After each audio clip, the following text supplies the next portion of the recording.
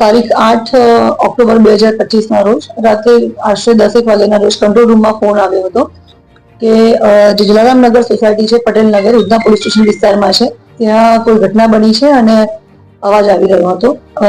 112 જે પોલીસની ગાડી છે એ ત્યાં ઇમિડિયેટલી પહોંચી જાય છે અને ત્યાં જોતા લોહીથી લથપથ બે માણસોની બોડી જોવે છે. 108 નંબર બોલાવે છે અને બીજા પણ એક બેન છે જેને પણ ઇન્જરી થઈ હતી. એ ત્રણેયને હોસ્પિટલમાં તાત્કાલિકમાં શિફ્ટ કરવામાં આવે છે. પોલીસે ત્યાં જ્યારે ત્યાં શિફ્ટ કરે છે ત્યારે હોસ્પિટલમાં ડોક્ટરે એમાંથી 2 જણ છે, એક મેલ છે અને ફિમેલ છે, જેમની ઉંમર આશરે 30 વર્ષ અને બીજા લેડી છે એમની ઉંમર આશરે 24-25 વર્ષ છે, એમને મૃત જાહેર કરે છે. ઘટના એ બની હતી કે જવાહરનગર જે સોસાયટી છે, સાંઈ જવાહર ચોકી, સાંઈ જવાહર સોસાયટી, પટેલ નગર જે સોસાયટી છે ઉધનામાં, 9:45 વાગ્યાના આસપાસમાં જે સંદીપ ઘનશ્યામભાઈ ગોળ છે, જેની ઉંમર 32 વર્ષ છે, એ એમની વાઈફ પાસે જીદ મૂકે છે અને કહે છે કે ભાઈ તારી નાની બહેન એટલે કે એની પોતાની સાળી જોડે એને મેરેજ કરવા છે. એ જે સાળી છે અને એમના સાળા અને એમના સાસુ એ 4 તારીખના રોજ પ્રયાગરાજથી સુરત આવ્યા હતા. જે એમના સાળા છે નિમિષ, એમના મેરેજ છે ડિસેમ્બરમાં અને એ માટે ખરીદી કરવા માટે લોકો સુરત આવે છે.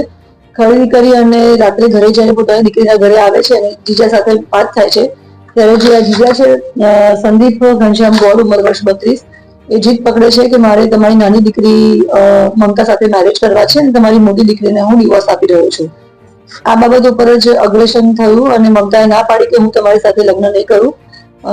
મારા બહેનને પણ તમે વિશ્વાસઘાત કરો છો તો હું તમારી સાથે મેરેજ કરી શકું એમ છું નહીં.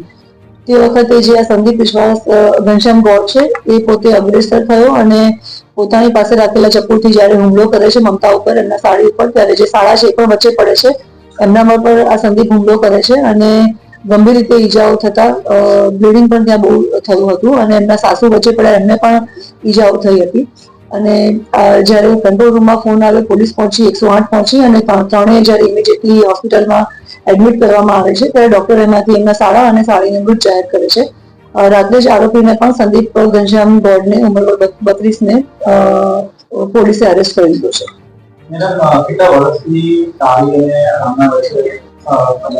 પ્રાથમિક હકીકત એવી જાણવા મળે છે કે 2021માં જે એમના સાળી મમતા છે એ અહીંયા જ એમની સાથે રહેતા હતા અને એક પ્રાઇવેટ ફોર્મમાં બંને જણા સાથે જોબ કરતા હતા, સાથે આવજાવ કરતા હતા અને એ વખતે જે લોકો વચ્ચે પ્રેમ સંબંધ બંધાયો હતો.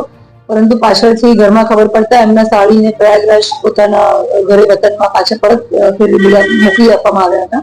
પરંતુ જ્યારે આ મેરેજની ખરીદી માટે થઈને મમતા પાછી એમના સાળી પાછા આવે છે ત્યારે ફરીથી પાછી આ વાત ઉખડે છે અને મમતાએ મેરેજ કરવાની ના પાડતા આજે સંદીપ ઘનશ્યામ ગોળ છે એ પોતે પોતાની જે માનસિક પરિસ્થિતિ છે એમાં ગુસ્સે થઈ અને ચપ્પુથી એમના પર હુમલો કરે છે. હા, ચપ્પુ લઈને બેઠો. એને આ જ હતું કે જો મારી સાથે લગ્ન નહીં કરે તો હું એને મારી જ નાખીશ. આ પ્રકારની એક માનસિક નિર્ણય લઈને જે ત્યાં મીટિંગમાં બેઠો હતો અને વાત મૂકી હતી કે મારે મમતા જોડે મેરેજ કરવા છે.